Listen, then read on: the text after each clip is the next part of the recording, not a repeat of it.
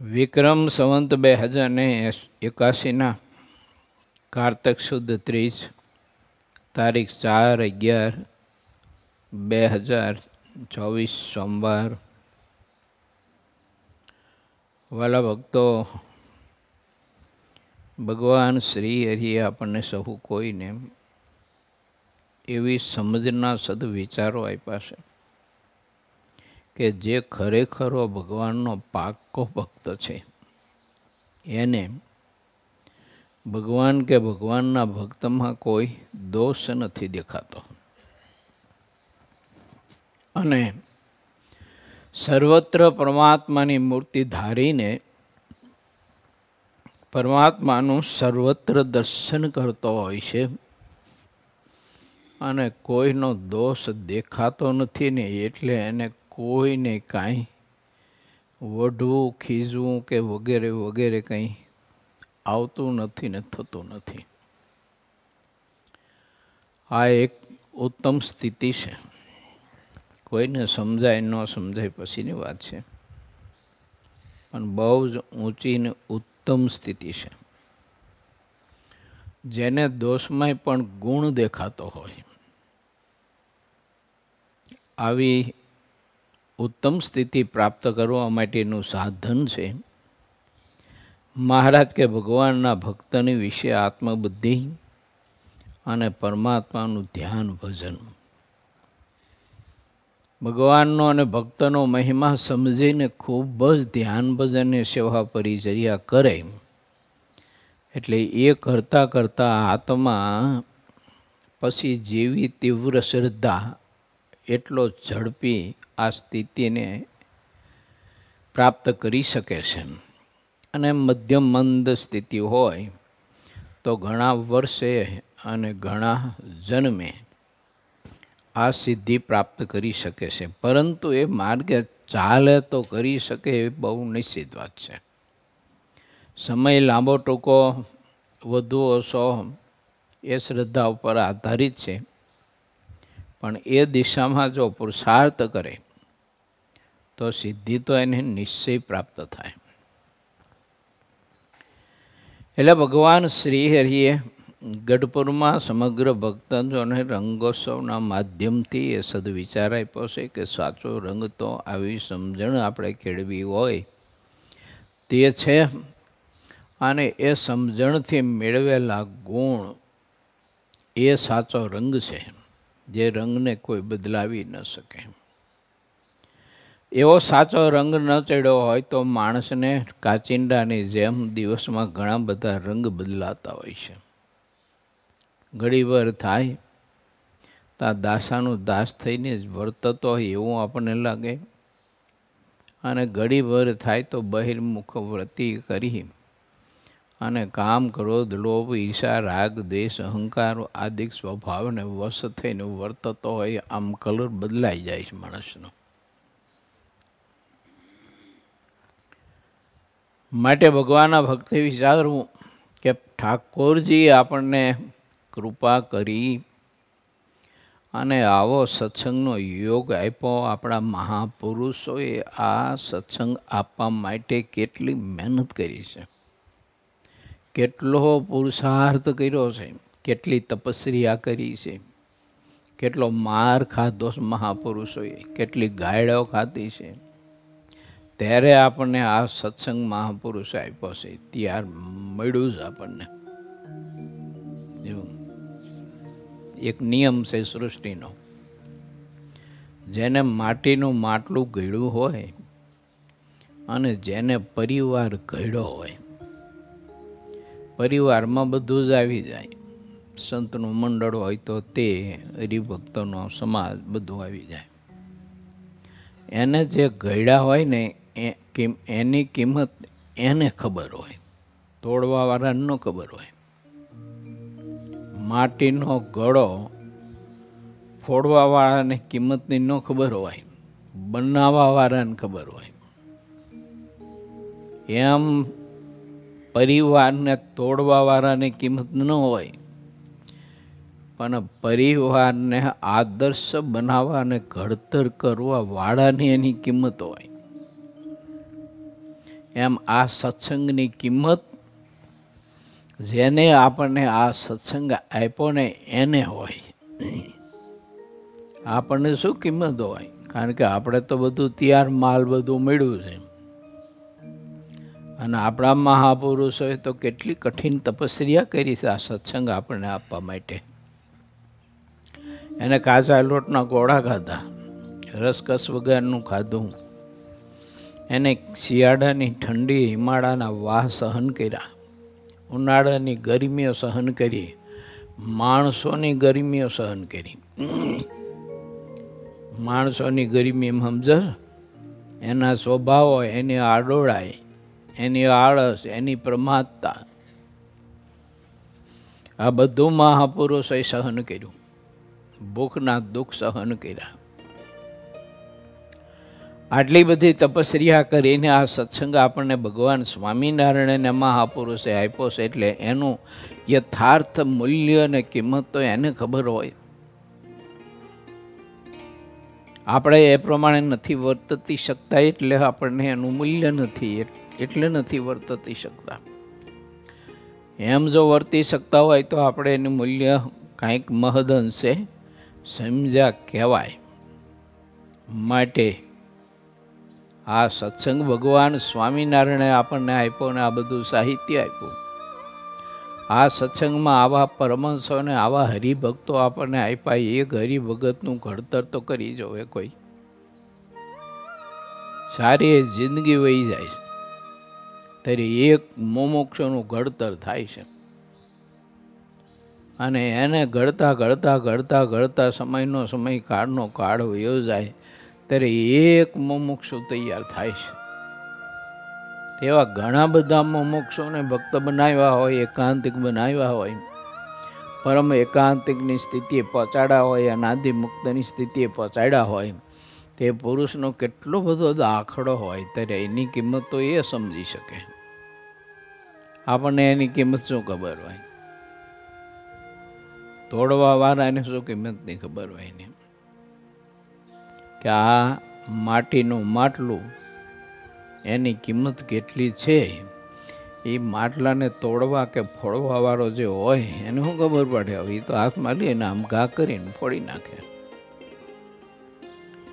અને એને સર્જન કરવામાં, ઘાટ ઘડવામાં જેને કેટલો સમય આપ્યો હોય ને કેટલી બધી મહેનત કરી હોય એને, અને કેટલી ચીવટપૂર્વક પાછું એ માટીનું ઘડતર કર્યું હોય. જ્યારે ચાકડા ઉપર માટીનો પિંડ ચડાવે અને ત્યારે કારીગર એટલી બધી ચીવટ રાખતા હોય છે અને એ માટીને ખૂંદી ખૂંદી ખૂંદી ખૂંદી અને એ માટીને કેટલી બધી બારીક બનાવતા હોય છે. એમાં ઘણી મહેનત પડે છે.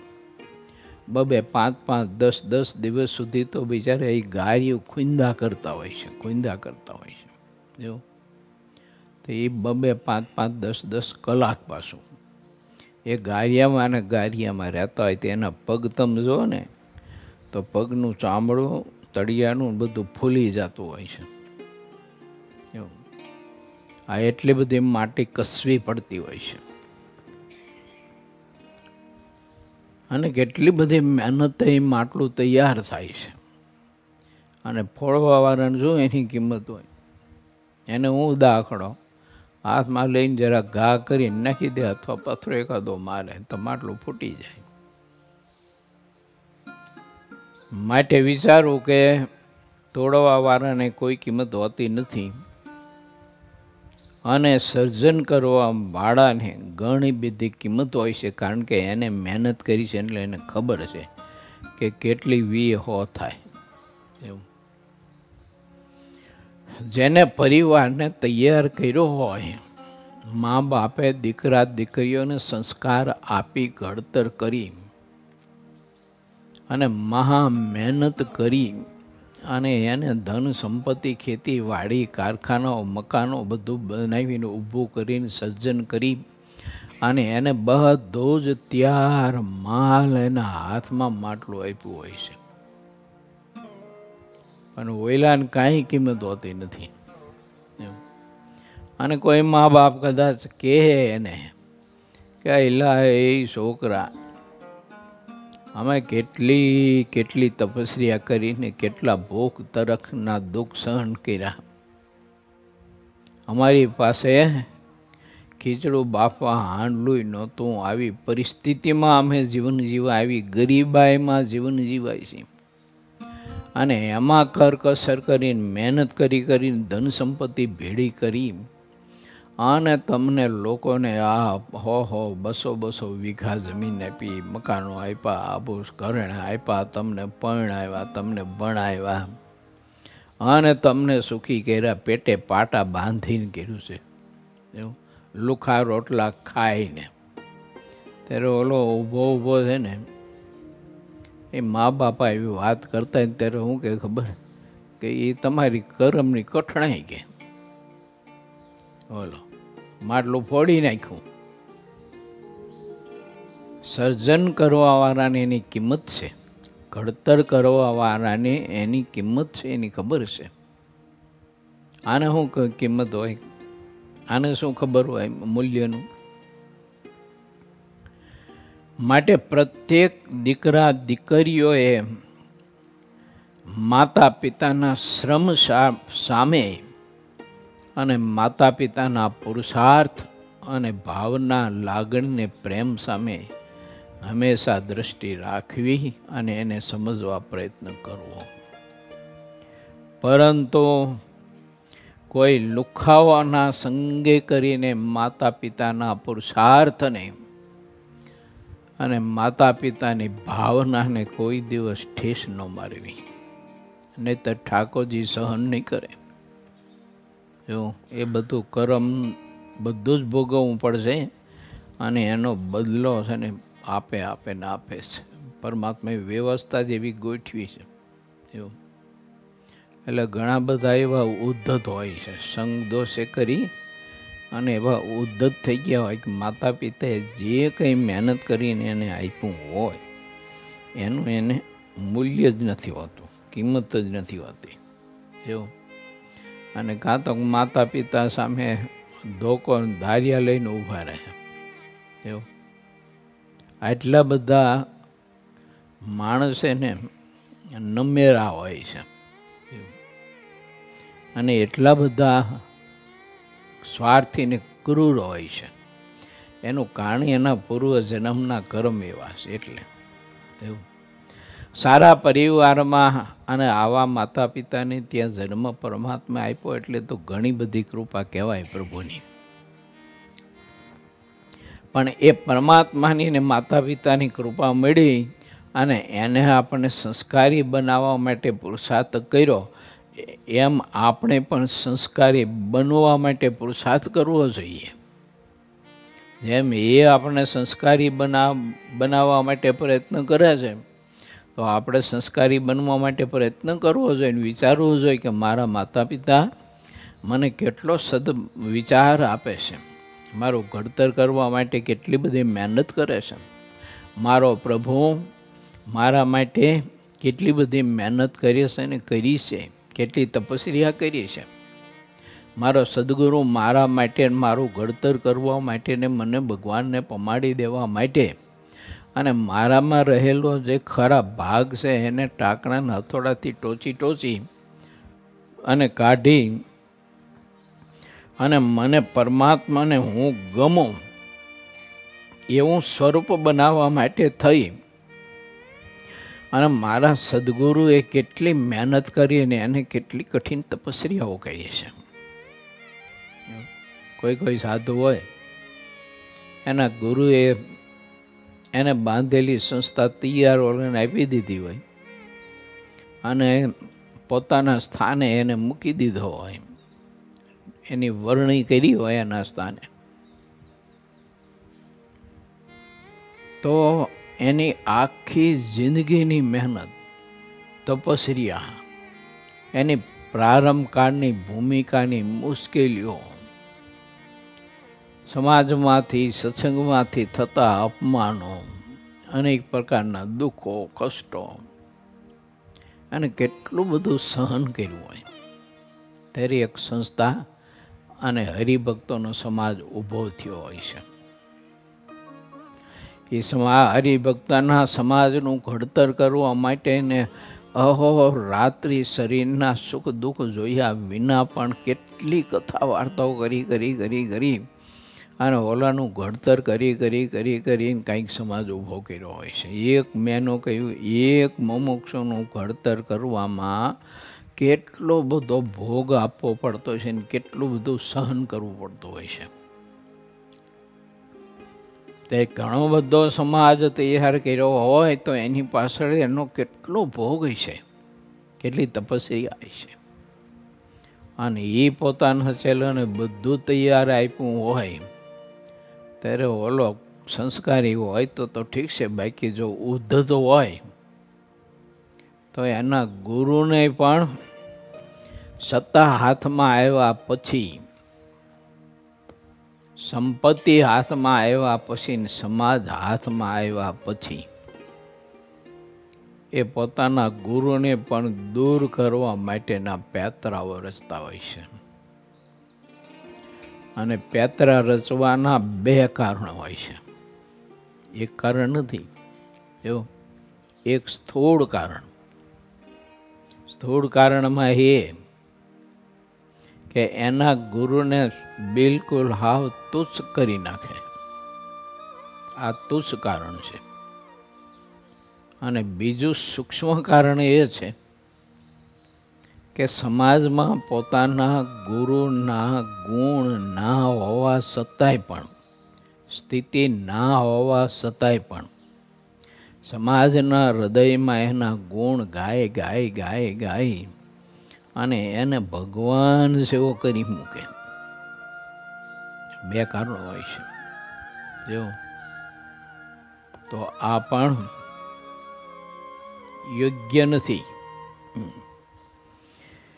એ રીતે ગ્રસ્તના જીવનમાં દીકરા દીકરીઓને માતા પિતાએ ઘણું બધું આપ્યું હોય, સારા એવા મકાનો બાંધી દીધા હોય, ઘણી બધી મિલકત સંપત્તિ પોતાની આપી હોય, પણ ઓલા ઉદ્ધત હોય ને એટલે સટો રમીને બધું ઉડાડી દે. મા બાપનું કાચી કલાકમાં પૂરું કરી દે. અને કાં તો ધન સંપત્તિ આપી હોય તો ખાઈ પીને હિલોરા કરે.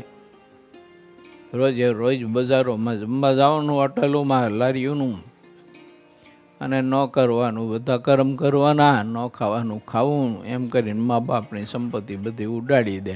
આવું ગ્રસ્તાશ્રમમાં બહુ ઘણી જગ્યા આવું બનતું હોય છે. બોલો, હવે એને શું કિંમત હોય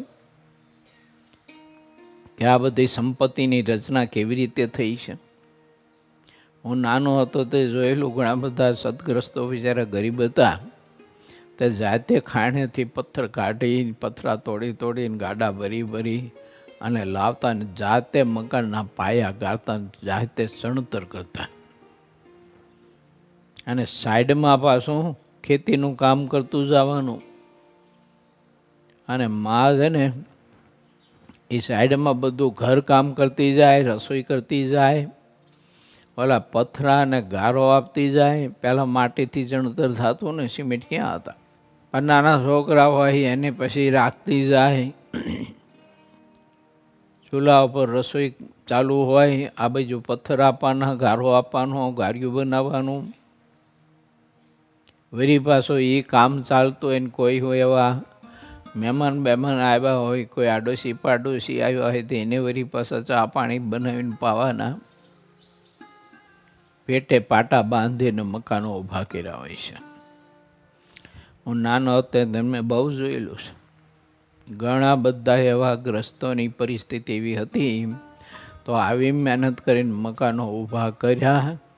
અને પછી છોકરાઓ ઉંમરલાયક થયા, પરણાવ્યા, અને છોકરાઓને ઘર જે પોતે બાંધતા હતા તે આપ્યા. અને મકાનના અને ખેતરોના બધા દસ્તાવેજો છોકરાના નામે કરી દીધા.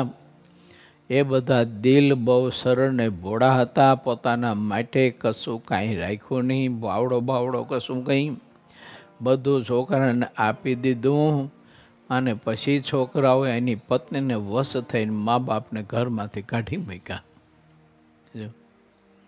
આવું જોયેલું જ મેં એ વખતે 50-55 વર્ષ પહેલાંની વાત કરું છું. અત્યારે તો બધું બગડાટી બોલાઈ નાખે એવું થઈ ગયું છે. જો માનવતા જ બધી પરવારી ગઈ હવે તો. અત્યારે તો હવે તમે વિચાર તો કરો, એ મા બાપના હૃદયની હાય આને કોઈ જન્મમાં છોડે? જીવતાય સુખ લેવા દે? મર્યા પછી પણ કેવું નરકમાં દુઃખ ભોગવવું પડે. માટે વિચારવું, ભગવાન સ્વામિનારાયણ અને પરમહંસો કહે છે કે અમે કેટલી મહેનત આપણા પરમહંસોએ કરી છે. મંદિરો ઊભા કર્યા, શાસ્ત્રોની રચના કરી, આ સત્સંગ આપ્યો, હરિભક્તોનો સમાજ એને ઊભો કરીને આપ્યો. જેને ભગવાન શું કહેવાય એવી ખબર નહોતી, એવા પરિવારને એને સત્સંગના રંગથી રંગા તો એમના રંગાણા છે. પાછળ કેટલી બધી મહેનત કરી છે ને. અને આટલું બધી તપસ્યાને મહેનત કરીને પછી તે મંદિરો અને સત્સંગ શાસ્ત્રો બધું સાહિત્ય આપણને આપ્યું છે. હવે એનું જો આપણે મૂલ્ય ના સમજી શકીએ, જે અર્થે આપ્યું છે એ અર્થે ઉપયોગ આપણે ન કરી અને કેવળ સત્તાની લાલચે ને સત્તાના લોભે ને સંપત્તિના લોભે એકાદા બીજા ઈર્ષા ને રાગ ને દ્વેષમાં જો ખેંચાઈ જઈએ અને એના માટે ઝઘડા ને ખૂન ને ખરાબા ન કરવાના બધા ખેલ ખેલીએ તો એ કર્મ તો ભોગવવું પડે. જો એટલે સત્સંગનું મૂલ્ય બહુ છે. જેને રચના કરી હોય એને ખબર હોય, જેને ઊભું નથી કર્યું ત્યાર માલ જેને મળી ગયો હોય એને શું મૂલ્યની ખબર હોય. એટલે એ તો પછી આપેલું મંદિર કે પછી સાહિત્ય કે હરિભક્ત રૂપી સંપત્તિ એનો ઉપયોગ ગમે તેમ કરે, પોતે મનાવવા પૂજાવવા માટે કે ગમે તેમ કરે, આડે ધડ કરે. એવું એટલે એમ ના કરાય. હરિભગતના સમાજનું પોષણ કરીને હરિભગતના સમાજને ભગવાનમાં જોડવા માટેનો પ્રયત્ન કરવો જોઈએ. એને મહારાજની આજ્ઞાનો ઉપાસના દઢ કરાવવી જોઈએ. અને શ્રીજી મહારાજે ઉપાસના માટે જ મંદિરો કરાવ્યા છે. ઠાકોરજીએ ઉપાસનાનો ભંગ કરવા મંદિરો નથી બનાવ્યા. સંપત્તિના વિકાસ માટે મંદિરો ઠાકોરજીએ નથી બનાવ્યા. અર્થતંત્રના વિકાસ માટે ઠાકોરજીએ મંદિરો નથી બનાવ્યા. એને ઉપાસના માટે મંદિરો કરાવ્યા છે. અને સંતોએ પણ મહેનત કરી છે. એ પાછળનો સમાજ એવો ઉપાસક બને અને ભગવાનની શુદ્ધ ઉપાસના દૃઢ થાય એના માટે મહાપુરુષોએ ભગવાન સ્વામિનારાયણની આજ્ઞા કરીને પોતાનો ત્યાગનો માર્ગ થોડોક પાછો પાડીને પણ આ મંદિરોની રચના કરીને સાહિત્યો વિપુલ પ્રમાણમાં લખી અને આપણને આપ્યું ને. હવે જો આપણને કિંમત ન હોય તો એ સાહિત્ય ન વાંચી. જે સાહિત્ય ન વાંચતા હોય એને કોઈ સત્સંગનું મૂલ્ય ન કહેવાય. હરિભગત ગમે તેવો કહેવાતો હોય કે સાધુ ગમે તેવો કહેવાતો હોય, પણ આ મહાપુરુષે આપેલું સાહિત્ય એ વાંચવામાં કોઈ દિવસ એની શ્રદ્ધા જોડાતી ન હોય. સંકલ્પ સુધાય ન થતો હોય કે ચાલો આપણે નિષ્કુળાનંદ કાવ્ય કે મુક્તાનંદ કાવ્ય કે બ્રહ્માનંદ કાવ્ય કે ગોપાળાનંદ સ્વામીની વાતો કે ગુણાતીતાનંદ સ્વામીની વાતો કે નિર્ગુણદાસ સ્વામીની વાતો કે અક્ષરાનંદ સ્વામીની વાતો કે સિદ્ધાનંદ સ્વામીનો આ શ્રી હરિચરિત્રામૃત ગ્રંથ કે પછી ઇતર બીજા ઘણા બધા ગ્રંથોની રચના કરી છે. એને આપણે વાંચવાનો કોઈ દિવસ સંકલ્પ ન થતો હોય ને સમય તો હોય જ આપણી પાસે. અને ઇતર સમયમાં ફાજલ સમયમાં તો ઘણું બધું કામ કપટા કે બીજી ત્રીજી અલગ મલકની કરી અને સમય વ્યતીત કરતો હોય છે. પણ આટલો સંકલ્પ ન થતો હોય એને સત્સંગનું કોઈ મૂલ્ય જ નથી. બોલો, પડ્યો છે સત્સંગમાં પણ સત્સંગનું મૂલ્ય જ નથી એને. ત્યાગી હોય કે ગ્રસ્ત, નાનો હોય કે મોટો, બધાને લાગવું પડે આ વાત. એટલે ભગવાન સ્વામિનારાયણ અને પરમહંસોએ આપણને આ સત્સંગ આપ્યો છે તો એનું મૂલ્ય સમજવા માટે પ્રયત્ન કરવો જોઈએ.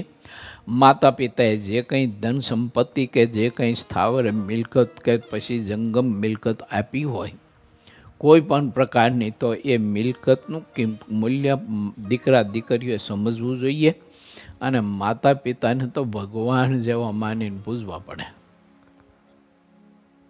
તો માતા પિતાએ પોતાના દીકરા દીકરીઓને જે કંઈ આપ્યું છે એનું એ મૂલ્ય સમજી શક્યો કહેવાય ને, એમાંથી સુખ લઈ શકે.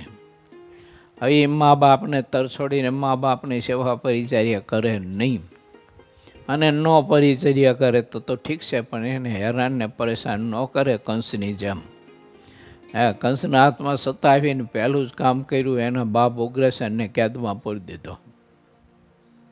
પહેલું જ કામ આ કર્યું. તો એ કર્મના કારણે એનું મૃત્યુ કેવું થયું? કુતરાના મોતે મરવાનો વારો આવ્યો.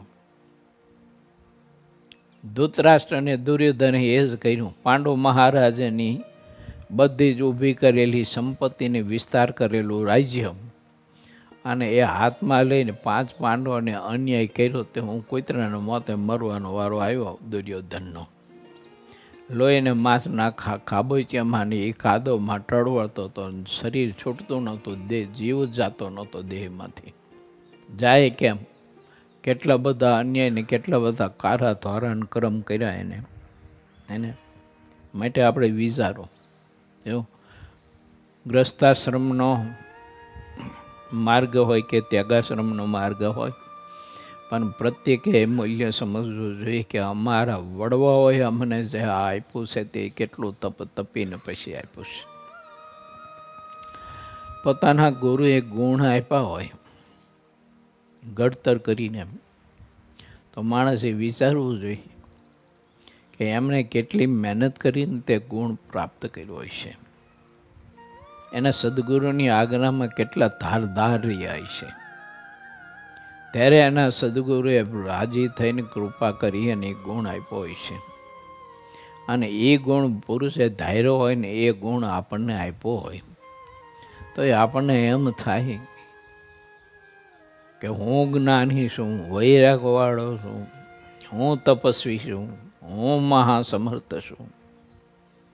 આને મૂલ્યની ખબર જ નથી કે તને ગુણ આપનાર પુરુષ એને એના ગુરુ પાસેથી ગુણ ધારવા માટે કેટલી મહેનત કરી છે, એને કેટલું શરીરને ઘસી નાખ્યું છે, કેટલી મુશ્કેલીઓ એને સહન કરી ત્યારે ગુણ પ્રાપ્ત થયો ને એ ગુણ તને આપ્યો છે.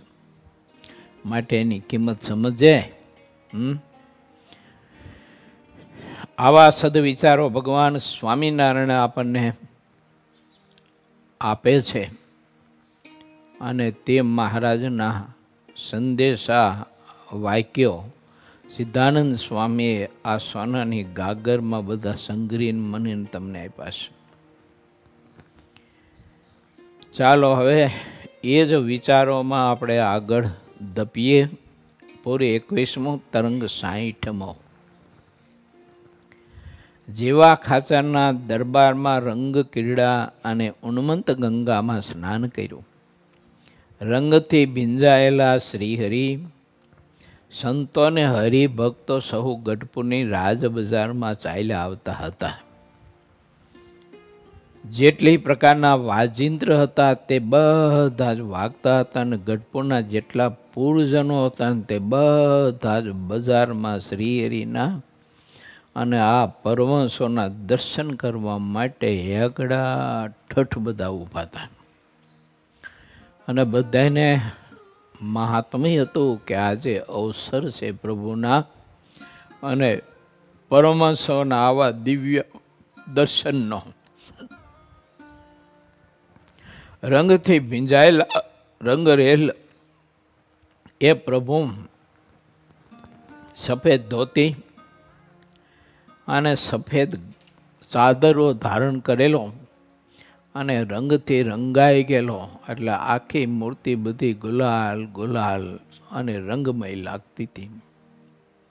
પરમહંસો પણ બધા રંગમય લાગતા હતા.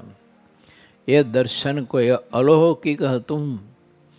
લોકો એવા ભાવથી દર્શન કરતા હતા કે ન ભૂતો ન ભવિષ્યથી એવી વાત હતી કે આવું દર્શન થયું નથી, થશે પણ નહીં. આવું મહાઅલૌકિક દર્શન ઠાકોરજી આપણને આજ આપવા માટે રાજ બજારમાં આવું દર્શન દાન દેતા મહારાજ હનુમંત ગંગામાં સ્નાન કરવા માટે પ્રભુ રાજ બજારમાં ચાલી રહ્યા છે. તેમાં એક ઈશ્વર કરીને 8-9 વર્ષનો છોકરો હતો. એની માનું નામ હતું ગંગામાં. ગઢપુરના રહેવાસી હતા અને ખત્રી પરિવાર હતો. એ મહારાજની મૂર્તિનું દર્શન કરતા કરતા ગંગામાં એટલા બધા ભાવ વિભોર થઈ ગયા. છોકરાનું બાવડું પકડી અને ભગવાન સહજાનંદ સ્વામીના ચરણમાં એનું મસ્તક નમાવીને દર્શન કરાવવા માટે ડોશી છોકરાને એટલી બધી હળકુતરી કરતા હતા અને ડોશીમાં આમ છોકરાને ધક્કો દેતી હતી. મહારાજે જોયું તે ઠાકોરજી સામે ચાલીને આવીને કહ્યું કે માં, એ છોકરાને ધક્કા મૂકી ન કરો, હાથ પકડીને ઢસડશો નહીં. કેમ? માસૂમ બાળક છે, એનો હાથ ખેંચાય નહીં. માસૂમ બાળક છે, બહુ હાથ ખેંચો ખભાના સ્નાયુ ખેંચાય જાય, આખી જિંદગી તકલીફ રહે એને. તમે વિચાર તો કરો, અક્ષરધામનો અધિપતિ 7-8 વર્ષના છોકરાની પણ ભવિષ્યની ચિંતા, શરીરમાં કોઈ આવી ક્ષતિ ઊભી ન થાય એની પણ કેટલી રાખે છે. તે ઉતાવળા પગે ચાલીને મહારાજ ઓલી ગંગા ડોશીને ગયે, ગંગા ડોશી છોકરાનું બાવડું પકડીને એમ ઉતાવળા ઢસડશો નહીં, હું એને દર્શન દેવા આવું છું. તે મહારાજ સામે ચાલી અને છોકરાને દર્શન દેવા ગયા. જો એક બાજુમાં મકાન છે, તે મકાનની ખડચીમાં ઊભા છે મા દીકરો. તે મહારાજ ત્યાં જઈને ઊભા રહ્યા. છોકરાના મસ્તક ઉપર હાથ મૂક્યો, વહાલ કર્યું. એને મહારાજે તેડીને પોતાની છાતી સાથે લગાવ્યો. ઓલા છોકરાના કપડાં મહારાજના રંગથી કપડાં ભીંજાયેલા હતા ને તે ઓલા છોકરાના કપડાં પણ રંગથી ભીંજાયા. એનું શરીર પણ રંગથી ભીંજાયું. એટલી વાતમાં તો ઓલો છોકરો એટલો બધો આનંદ વિભોર થઈ ગયો, એટલો બધો ખુશ થઈ ગયો. તો જેટલો ખુશ થયો ને છોકરો, એના કરતાં માં તો અનેક ગણી ખુશ થઈ કે વાહ વાહ, અક્ષરધામના અધિપતિ પુરુષોત્તમ નારાયણે એના મસ્તક ઉપર હાથ મૂકીને છાતી સાથે લગાવીને એને રંગથી ભીંજવી દીધો. ત્યારે મહારાજે કહ્યું કે માં, ગંગામાં, અમે આ રંગથી નથી તમારા દીકરાને ભીંજવી દીધો, અમે તો ભક્તિના રંગથી એને ભીંજવી દીધો છે. આ તમારો દીકરો મોટો થઈ છે ને માં, ત્યારે એવો ખરેખરો ભગવાનનો ભક્ત થઈ છે અને અમારી ઉપાસના ભક્તિ કરીને એવી મહાસ્થિતિને પામશે. આવા વચનો મહારાજે કહ્યા. ત્યારે તો ગંગા ડોશી તો એટલી બધી ભાવ વિભોર થઈ જઈને આંખમાં એને પ્રેમના આંસુડાઓ ટપ ટપ ટપ ધરતી ઉપર મીંડા પડવા. મનમાં એમ થયું કે મેં તો આ ઠાકોરજીની કોઈ સેવા નથી કરી, આ ઠાકોરજીની કંઈ વાતે મેં કોઈ દિવસ તો માની નથી, એનું વચન કોઈ દિવસ નથી માન્યું. તો એ મારા ઉપર ને મારા દીકરા ઉપર જોવો તો ખરા, પ્રભુને સ્વયંભૂ કેવી એક કૃપા છે ને કેવો પ્રેમ છે. મહારાજે આવો પ્રેમ આપ્યો. પ્રેમ આવીને પછી વળી પાછું મહારાજે કહ્યું કે ગંગા ડોશી, આવતીકાલે મૂળજી બ્રહ્મચારીને બ્રહ્માનંદ સ્વામી, ગોપાળાનંદ સ્વામી, મુક્તાનંદ સ્વામી, પ્રેમાનંદ સ્વામી ને નિષ્કુળાનંદ સ્વામી અને દાદો ખાચર, આ બધાને લઈને તારે ઘેર અમે ભોજન કરવા આવશું, રસોઈ તૈયાર કરીને રાખશે. બોલો, ડોશીમાં તો બિચારા ક્રુત થઈ ગયો. એને તો મનમાં એમ થયું કે મોટા મોટા સમ્રાટો નહીં પણ આવી સેવાનો યોગ ન મળે, એના બદલે મને ભગવાન શ્રી હરિ, ભગવાન સ્વામિનારાયણ સામે ચાલીને મને સેવાનો યોગ આપ્યો અને આવતીકાલે મારે ત્યાં ભોજન કરવા માટે આવશે. મહારાજ આટલી વાત કરીને ઉણવંદ ગંગાએ સ્નાન કરવા માટે ગયા અને ઓલી ગંગા ડોશીએ ઘંટી માંડી મહારાજને સંતોને માટે ભોજન કરવા માટે ઘઉં દળવા માટેની. અને મુઠ્ઠીએ ઘઉં એ ઘંટીમાં ઓળતી જાય અને હૃદયમાં એટલો બધો ભાવના એના તરંગો બધા ઉછળે.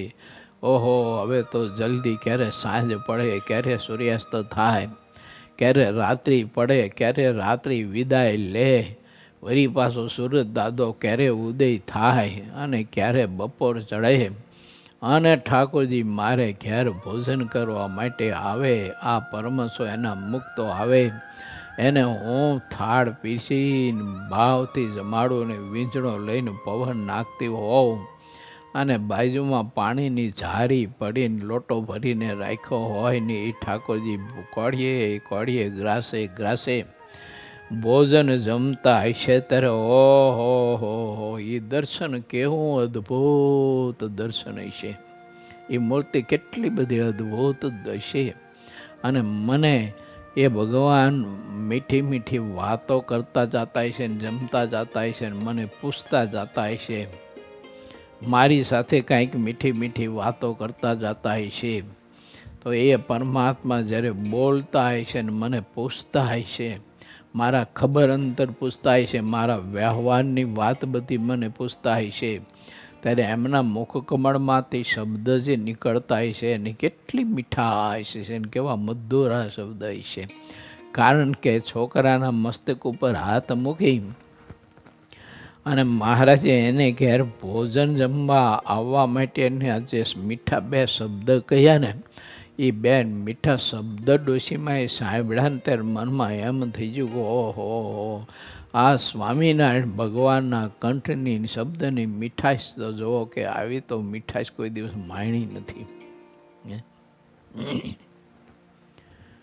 હાથે ગંડી ચલાવે, ડાબા હાથે ઘઉં ઓળતા જાય અને મહારાજને સંતોના માટે ચૂરમાના લાડુ બનાવવા માટેનો સરસ મજાનો ઘઉં દળી અને તૈયાર કર્યો આટો. એને રસોઈની બધી તૈયારી કરી. આગલા દિવસે વહેલા જાગી સ્નાન કરી સ્વચ્છ કપડાં પહેરી અને સોડે થઈ અને મહારાજને પરમહંસોને જમાડવા માટેની રસોઈ માએ વહેલી આદરી દીધી ચૂલા પેટાવીને. અને એ રસોઈ કરતાં કરતાં એવો ભાવ હતો જાણે મહારાજ પોતાના ઘરના આંગણે, રસોડાના આંગણે આવીને જાણે ઊભા જ હોય ને, આવા ભાવથી રસોઈ બનાવતા હતા ડોશીમાં. ભગવાન સ્વામિનારાયણ આ રીતે પ્રભુ ગેલાય સ્નાન કરવા માટે થઈને પ્રભુ નીકળ્યા અને ગઢપુરની રાજ બજારમાં પ્રભુ ચાલ્યા જતા હતા ને એ થોડુંક ચિત્ર તમને મેં બતાવ્યું.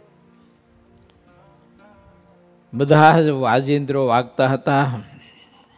જીવા ખાચર ગુલાલ લાવ્યા તેને બજારમાં મહારાજા ઉડાડતા જતા હતા બધા લોકો ઉપર. શ્રી હરિ ચાલ્યા તે ગુલાલથી બજારને જેટલી દુકાનો હતી તે બધી ગુલાલ થઈ ગઈ. શ્રી હરિ જેવા ખાચરના દરબારમાં આવ્યા ત્યાં ઊંચી ઉભણીવાળા ભવનની ઓસરીમાં આવીને બેઠા. જે સોનેરી પલંગ હતો તે શ્રીહરિની માટે બિછાવ્યો હતો. શ્રીહરિ આવીને તેના ઉપર બેઠા. પહેલાં છે ને મકાનો બહુ ઊંચી ઉભણીના કરતા, આપણા માથોડા કરતાં પણ ઊંચું હોય, બોલો આટલી ઉભણીઓ હોય. આ બધી શાસ્ત્ર રીત પ્રમાણે મકાનો કરતા લોકો, મોટા મોટા ઉંબરા હોય. ફૂટ 1.5 ફૂટના. એ બધું તો આપણે કાઢી નાખ્યું ઉમરા બુમરા, તો બધું આપણે આમ રોડ જેવું હરખું થઈ ગયું બધું. પેલા બહેનો છે ને ઉમરા રોજ પૂજતા, રોજ રંગોળી પૂરે, દીવો કરે, સાથીઓ પૂરે, અક્ષતી પુષ્પતિ વધાવી, ખોડો પાથરી અને ઉંબરાને પગે લાગતા. અને પગે લાગીને બહેનો કહેતા કે ઉમરા દેવ, આ તમારા પ્રતાપે અમે ખાઈએ અને પીએ છીએ, તમારા પ્રતાપે અમે સુખી છીએ. આમ રોજ પગે લાગતા. પછી તુલસી ક્યારાને પૂજતા, અબીલ ગુલાલથી દીવો કરે, પૂજા કરે, પછી જળપાન કરાવે, ગાયની પૂજા કરતા. ઓલો આવી આપણી પવિત્ર સંસ્કૃતિ ભારત દેશની. અને આજે એ બધી સંસ્કૃતિ મૂકી અને લોકો કૂતરાને બથોડા લેતા હોય છે. એટલે કૂતરાને બક્યું ભરે, બોલો. આવું તમને ક્યાંક ક્યાંક દર્શન કરવા મળતું હોય છે. હવે એની પાસે આપણે શું અપેક્ષા સારા સંસ્કારની રાખીએ? શાસ્ત્રો તો એવું કહે છે કે કૂતરાનો સ્પર્શ થઈ ગયો હોય ને તો એ નાહવું પડે. જો, કારણ કે એ કોઈ દી પાણી ન લેતું હોય જઈને, એટલે પછી એને અડીને પણ સ્નાન કરવું પડે કપડાં સહિત. તો હવે તો અમુક લોકો બધા કૂતરાની જેમ એ પણ એવું કરે છે. એટલે એને અડીને નાવું જોઈએ ને. આમ તો ક્યાંથી ક્યાં લોકોની વૃત્તિ પછી વિચાર તો કરો, કલ્પના તો કરો. ક્યાં તુલસી દેવી વૃંદા, ક્યાં ઘરનું આંગણું, ક્યાં ગૌ માતા અને ક્યાં શ્વાન. આજે લોકોએ એના માટે તો કેટલો ખર્ચો કર્યો શ્વાન કૂતરા માટે. તો હા, એના માટે મચ્છરદાની હોય વગેરે વગેરે, ઘરમાં બધું જ એના માટેનું ભોજન બધું જુદું હોય. ડૉક્ટર રાખ્યા હોય એના માટે, બીજા ત્રીજા દિવસે ડૉક્ટર આવતા હોય તપાસ કરવા પાછા. જો હા, એટલો બધો પ્રેમ કરે, એટલો બધો પ્રેમ કરે, એટલા બધા બથોડા લે કૂતરા એને. આ લોકો આવી રીતે આવ રસ્તો ભૂલ્યા. હે, ભગવાન સ્વામિનારાયણ ઊંચી ઉભણીવાળા મકાનની ઓસરી ઉપર આવીને પ્રભુ બેઠા. તે ભવનની આગળનો જે ચોક હતો તેમાં ત્યાં જેટલા સંતોને હરિભક્તો હતા તે બધા આવીને બેઠા. પછી જેટલો રંગ બનાવીને રાખ્યો હતો તે બધો શ્રીહરિની આગળ લાવીને મૂક્યો. જેટલો રંગ લાવીને આગળ મૂક્યો તે બધો રંગ શ્રીહરિ પાછા ઉડાડવા લાગ્યા. અને શ્રીહરિના દિલમાં રંગ ઉડાડવાનો ઘણો ઉત્સાહ ભર્યો હતો. બોલો, વળી પાછો રંગ ઉડાડવાનું શરૂ કર્યું. રંગોત્સવ ગંગામાં સ્નાન કરીને આવ્યા અને પાછા તુરત જ જે કાંઈ કરવા યોગ્ય હોય તે બધું શ્રીહરિને ઉત્સાહ વિના ગમતું નહીં. તેથી શ્રીહરિ જે કાંઈ કરતા તેમાં ઘણો ઉત્સાહ ભર્યો રહેતો હતો. જેટલો રંગ હતો તે ઉડાડી રહ્યા. પછી ગુલાલ ઉડાડ્યો. ઓસરી અને ભવનના ચોકમાં જેટલા સંતોને હરિભક્તો હતા તે બધાને રંગમાં રસ બસ કરી દીધા. રંગ ક્રીડા ઘણી કરી. ત્યાં જેટલો ચોક હતો તે બધામાં રંગનો કીચડ થઈ ગયો. પછી રંગ વહેરા શ્રીહરિ સ્નાન કરવા માટે ચાલ્યા. તે ઉન્મંદ ગંગાએ આવ્યા. સંતોને હરિભક્તો બધા સાથે હતા અને સૌ રંગમાં ભીંજાયેલા હતા. ઉન્મંદ ગંગામાં જ્યાં નારાયણ ધરો છે ત્યાં આવીને નાહ્યા. જ્યારે શ્રીહરિ તે ધરામાં નાહ્યા ત્યારે તે ધરાનું પાણી રંગમય થઈ ગયું. રંગવાળું જેટલું પાણી હતું તે પ્રવાહમાં ચાલ્યું જતું હતું અને શ્રીહરિ ત્યાં બીજું સ્વચ્છ પાણી આવતું તેમાં નાહ્યા. શ્રીહરિ 2 ઘડી સુધી ઉન્મંદ ગંગામાં નાહ્યા. પછી બહાર નીકળી અંગલુષા અને જરિયાની સુરવાળ તથા જરિયાની જામો પહેર્યો. મસ્તક ઉપર જરિયાની પાગ પહેરી અને જરિયાની સેલું ખભા ઉપર નાખ્યું. પછી અશ્વ પર બેઠા. ત્યારે ત્યાં ગોપી ભટ્ટ આવ્યા અને શ્રીહરિના લલાટમાં કુમકુમનો ચાંદલો કર્યો. તેનું શરીર થરથર ધ્રુજતું હતું. તેની 100 વર્ષની ઉંમર થઈ ગઈ હતી. તો પણ આંખથી દેખતા. તેમના દાંત પણ વજ્ર સમાન હતા. કાનના દેવ પણ સારા હતા. શ્રીહરિએ તેમને 100 રૂપિયા દેવડાવ્યા અને સોનેરી વસ્ત્ર તથા સોનાના ઘરેણાં પહેરાવ્યા. મહારાજે ધારણ કર્યા હતા ને એ બધું ગોપી ભટ્ટને આપી દીધું. બોલો, ખરેખર ભગવાનના ભગત હતા ગોપી ભટ્ટ. 100 વર્ષની ઉંમર વિચાર તો કરો, તો એ દાંત એવા જ હતા. અને આપણે તો 50-60 વર્ષે બધું વિદાય લેતું જાય. દાંત વિદાય લે, કાન વિદાય લે, સંભળાય ઓછું, કાં તો કામ કરીને સાંભળવું પડે, કાં તો કંઈક સ્ટીરિયા પાસે બેસવું પડે, કાં તો ભૂંગરું રાખવું પડે. પહેલાં ભૂંગરા રાખતા, તમને ખબર એવું. પછી શ્રીહરિપુરમાં આવ્યા. ત્યાં બધા સંતોને હરિભક્તો સાથે હતા. ત્યારે શ્રીહરિના મસ્તક ઉપર સોનેરી છત્ર ધાર્યું હતું. તે દર્શન કરનારાની સાંસારિક પીડાને હરતું હતું. શ્રીહરિની આગળ છડીદાર હતા. તે મુક્તિ જય જય જય શબ્દ બોલતા હતા. જે પાર્ષદો હતા તે શ્રીહરિની આગળ ચાલતા ને તેમની આગળ સંતો હતા.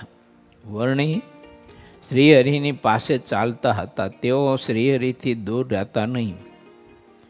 વર્ણી શ્રીહરિને ચમ્મર કરતા. તેઓ શ્રીહરિની હજુરમાં ઘણા સોહામણા લાગતા હતા. જેટલા હરિભક્તો હતા તે બધા સંતોની આગળ ચાલતા હતા. અને જેટલી હરિભક્ત બાઈઓ હતી તે બધી શ્રીહરિની સવારીની પાછળ પૂરની બજારમાં આવતી હતી અને શ્રીહરિના અપાર યશનું ગાન કરતી હતી. શ્રીહરિ જ્યારે રાજ બજારે આવતા હતા ત્યારે નાગાજણ નામના રાવણ રવાજ લઈને શ્રીહરિની આગળ પરમ સ્નેહથી ગાતા હતા. તેના સરળ સ્વભાવના જેટલા સંબંધીઓ હતા તે સર્વે હરિભક્ત થયા હતા. તે પણ નાગાજણની ભેગા ગાતા. અને તેમાં નાગદાન, લક્ષ્મણ, રાણો, હમીર, રોકડ વગેરે 10-12 જેટલા રાવણ તાલ વગાડતા શ્રીહરિને ખુશ કરવા માટે નાચતા. શ્રીહરિએ તેમના ઉપર રાજી થઈ અને અશ્વને વસ્ત્રો આપ્યા અને અપાર ફૂલના હાર પણ દીધા. શ્રીહરિ દાદા ખાચરના દરબારમાં આવ્યા. અશ્વ ઉપરથી ઉતર્યા. તે સમયે રસોઈ તૈયાર થઈ ગઈ હતી.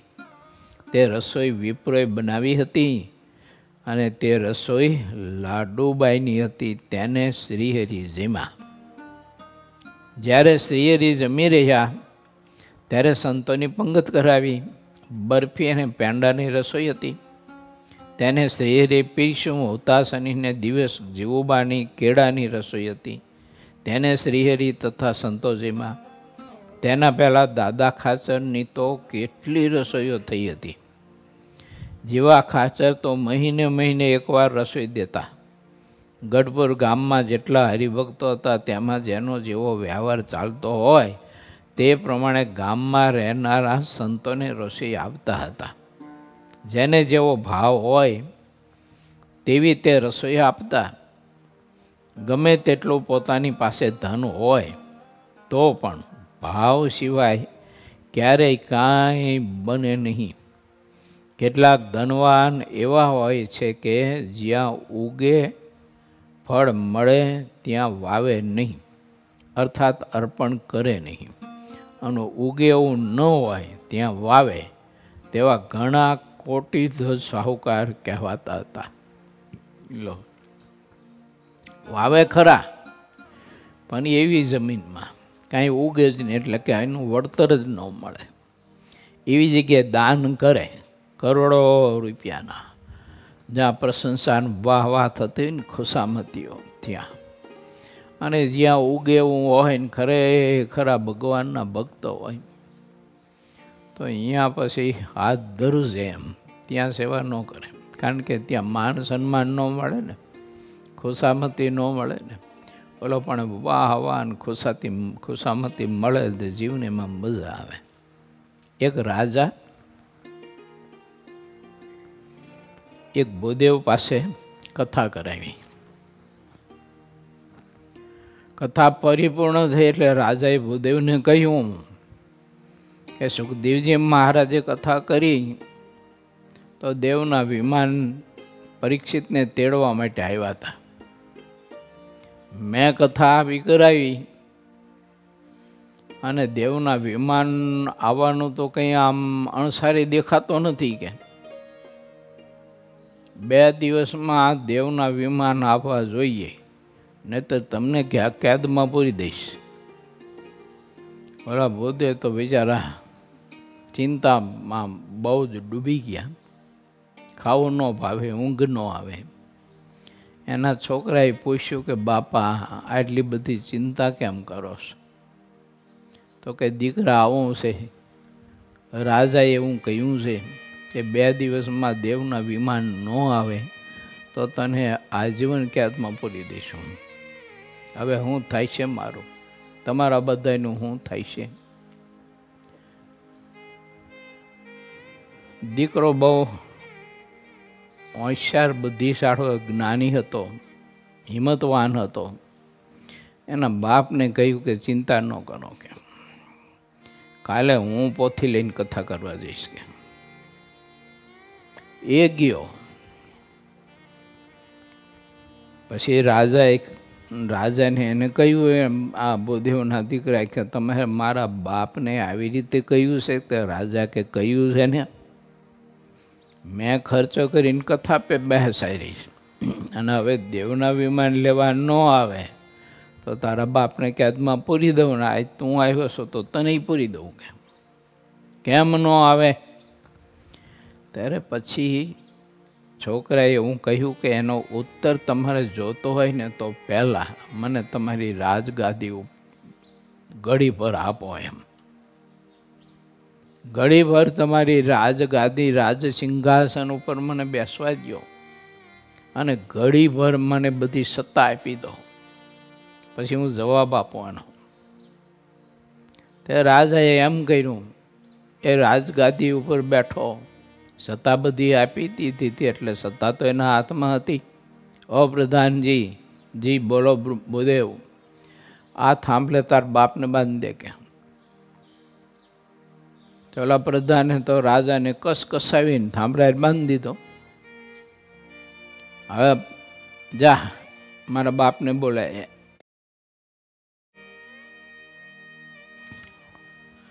પ્રધાનજી બોલાવીને લાવ્યા.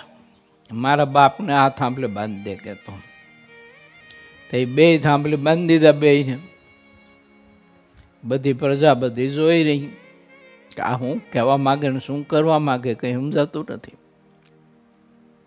પછી રાજાએ કહ્યું કે તમે શું બ્રહ્મદેવ કરવા માગો છો? કે તમને જવાબ આપ્યો કે તમે કથા બેસાડીને મારા બાપે કથા કરી, એનો જવાબ આપ્યો. વિમાન કેમ ન આવ્યા દેવતાના, એનો જવાબ મેં આપ્યો. અને આમાં હું કાંઈ ખબર ન પડી. તો કે સાંભળો મહારાજા, તમે જગતમાં સમાજમાં કીર્તિ માટે કથા કરાવી હતી, માટે તમે કીર્તિના સ્તંભે બંધાણા છો.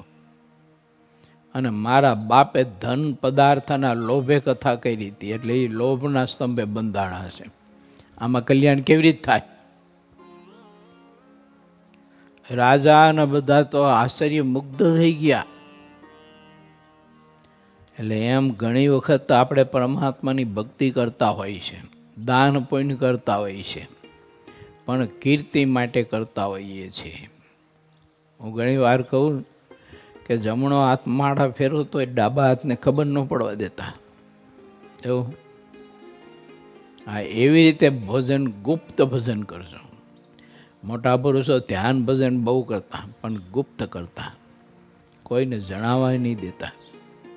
એવા સદગ્રસ્તો દાન પણ બહુ કરતા, લાખો કરોડો રૂપિયાના દાન કરતા એ વખતે. આ બધા મંદિરો અમથા ઊભા નથી થયા. દક્ષિણમાં જો મંદિરો, જો દક્ષિણાનું મંદિર જોઈજો. આપણે ઊભા પા અમે જોયું તો ભાગડું માથે પહેર્યું હતું, તમારું ભાગડું પડી જાય એટલા બધા ગગનચુંબી મંદિરો. એને કેટલી બધી ધન સંપત્તિ વાવી રહી છે. એને કેવળ ભગવાનને પ્રાપ્ત કરવા માટે અને પ્રભુની પ્રસન્નતા માટે કર્યા હતા. જો દક્ષિણા મંદિરો તમે જો કેવા જબરજસ્ત મંદિરો છે. જો અને કેવી બધી એમાં કારીગરોની કલાકૃતિઓનું દર્શન થાય છે આપણને. માટે ભજન કરો, દાન કરો, રસોઈ આપો, વસ્ત્રો ઓઢાડો, ગૌદાન કરો, ગરીબોને દાન કરો, ગરીબોને વસ્ત્રો, પગરખા વગેરે વગેરે જરૂરિયાત ચીજવસ્તુઓ આપો, પણ કેવળ ને કેવળ ભગવાનના રાજીપા માટે, ખુશામાતી માટે નહીં, વખાણ માટે નહીં. એક જગ્યાએ કથા હતી, બે સંતો વાંચતા હતા, અમે ત્યાં ગયેલા. તે જેને કથા બેસાડી તેને એ બાપા એકદમ મારી પાસે આવ્યા. મને કહે સ્વામી 3 દિવસ કથા વાંચી કે આ બે સાધુ કે કથા મેં બેહારી છે કે ખરજ મેં કર્યું છે, અને મારા કે મારું તો બોલતા જ નથી કે ફલાણા ફલાણા બાપાએ કથા બેસાડી છે, ફલાણા ફલાણા બાપાનું દિલ જોવો કે કેવું ઉદાર ને એ કથામાં જેટલા આવે એટલા લોકોને જમાડે છે, શું બાપાની ભક્તિનું ઉદારતા ને આવું કે બોલવું જોઈએ ને એમને. મેં કીધું બોલવું જોઈએ કીધું. મને કે તમે કહેજો કે કાલ મારું બોલે એવું. આ બની ગયેલી વાત છે. ગામનું વ્યક્તિનું નામ નથી દેતો, એ તો બાપા વહી ગયા છે, પણ ન દે તો સારું એમ. એવું પછી બીજા દિવસે ઓલા બે વક્તાને કહ્યું, મેં કીધું એ આ ઓલા બિચારા બાબા છે ને 3 દીથી રાહ જોવે છે મેની જેમ કે મારે ક્યારે પ્રશંસા કરે, ક્યારે પ્રશંસા કરે. એટલે મેં કીધું એટલે કથામાં બેસી લેજો કીધું, વણજો અને બાપાના વખાણ કરજો કીધું, થોડાક પંપ મારજો કીધું, નહીંતર કાલે હારું રસોઈનો વીમો થાય છે આપણને. એવું પછી બીજા દિવસે પછી એ લોકોએ લીધું. પછી કથામાં અડધી પોણી કલાક બાપાના વખાણ કર્યા, ખૂબ ભારી પટ મરી મસાલા ભભરાવી અને પછી અમે મંદિરે ગયા અને બાપા આવ્યા સાંજે. પછી મેં કીધું કાં બાપા? મને કે હવે બરાબર. ઓકે હા હવે બરાબર. કે 3 દી સુધી કથા જામી નહીં, કે હવે બરાબર જામી. કે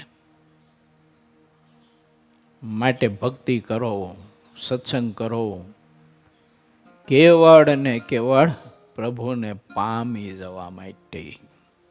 આ અનુભવ મેં કીધો તમને, મગજમાં યાદ આવ્યો એટલે કીધું. આ તો 42 વર્ષ પહેલાંની વાત છે. જેનું અનર્થમય અન્યાયનું ધન હોય તે અનર્થમાં અવળે રસ્તે વપરાય છે. જેટલા ભેગધારી થઈને પણ ગાંજો અને માજમને પીવે છે, ધન રાખે છે, સ્ત્રીઓની સાથે બોલે છે, સંતનો વેશ ધરીને પણ સંતની રીતમાં ચાલતા નથી, આવા બધા ઘણા લોકો હોય છે જગતમાં. તેમાં જેટલું વાવે તે ક્યારેય ઉગતું નથી, કારણ કે ફળદ્રુપ જમીન નથી એમ. માટે દાન કરવું, પણ સામે પાત્ર જોઈને દાન કરવું. કુપાત્રમાં દાન દેવું તે ખારા પટમાં બીજ બોવું રે. વિવેકી નરને એમ વિચારીને જોવું. આવા બધા કવિઓએ પદો બનાવ્યા છે. જ્યારે જેને સત્સંગ થાય છે ત્યારે તેના જીવનમાં વિવેક આવે છે, અને સાચા સંતોની જેવી રીત હોય તે તેમને ઓળખાય છે. સત્સંગ સિવાય પાત્ર કે કુપાત્ર ઓળખાતા નથી. સત્સંગ વિનાના મનુષ્ય તો જ્યાં ઉગે નહીં ત્યાં વાવતા રહે છે. બચુભાઈએ વાવ્યું ને બીજ, તે બીજ વાવતા પહેલાં શરત કરી એમને, ભૂમિદાતા તરીકે મારું નામ નહીં જાહેર કરવાનું, મને સભામાં આગળ નહીં બેસાડવાનું, મને સ્ટેજ ઉપર બોલાવીને હાર નહીં પહેરાવવાનો. હું કથામાં આવી છેલ્લે જ્યાં જગ્યા હશે ત્યાં ખુરશી ઉપર બેસી કથા સાંભળીને વયો જઈશ. મારી તકતી એ નહીં, મારું નામ એ નહીં, મને ટ્રસ્ટી તરીકે તમારે નહીં લેવાનું. આવી બધી શરતો કરી તેમને. બોલો, આવું ગુપ્તદાન તો આપણે જોઈએ છે ને કે આજે આ ધરતીમાં કેટલું સત્કર્મ થઈ રહ્યું છે, તેનો પ્રતાપ છે એમનો આ નિષ્કામ દાન, ગુપ્તદાન. જો અને જો કીર્તિ માટે આપ્યું હોત ને તો આટલું ભજન ન થાય. તમે બોલો, આવું વાતાવરણ ન હોત, આપણે બધા અર્થપ્રધાન થઈ ગયા હોત. પણ નથી અર્થપ્રધાન થતા.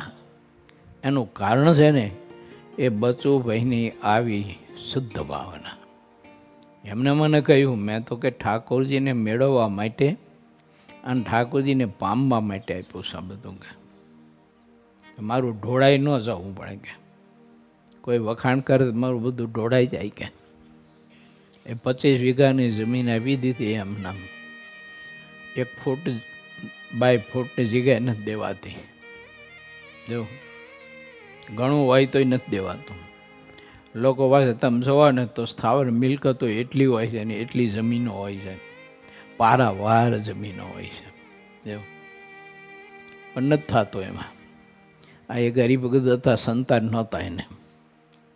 તે મેં એવું કહ્યું, મેં કીધું તમારા સંતાન છે નહીં, દીકરીઓ એની દીકરા એની કાંઈ નહીં.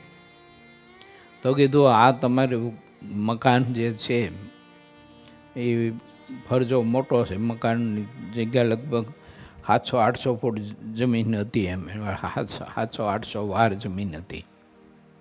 તો મેં કીધું આ જમીન એને મંદિર કરવા આપી દો. આ ગામમાં મંદિરની બહુ તકલીફ છે, અકળાશ બહુ પડે છે, હરિભગતનો સમાજ જાજો છે. તો કીધું એમાં મંદિર થઈ જાય ને સંતોના ઉતારે સરસ મજાનો થઈ જાય 800 વારમાં. તે ન દેવાનું બોલો. મેં નહીં દો તો પાછળથી તમારા ભાઈઓના છોકરાઓ બધા કોર્ટ કચેરી જાય છે ને ઝઘડશે ને માથા ફોડશે એકાદા બીજા. એના કરતાં આપી દો અને ધરતી રહે ત્યાં સુધી તે મંદિરમાં ભજન થાય અને એનું ફળ તમને મહાફળ પ્રાપ્ત થાય. એવું એટલે આવી રીતે કરવું અઘરું છે. હો જો આ કાંઈ ન હોય પાછળ પરિવારમાં તો એ અપાતું નથી. માટે ભગવત પ્રસન્નતા માટે આપણી સભામાં નગીનભાઈ બેઠા છે, એક ને એક છોકરો.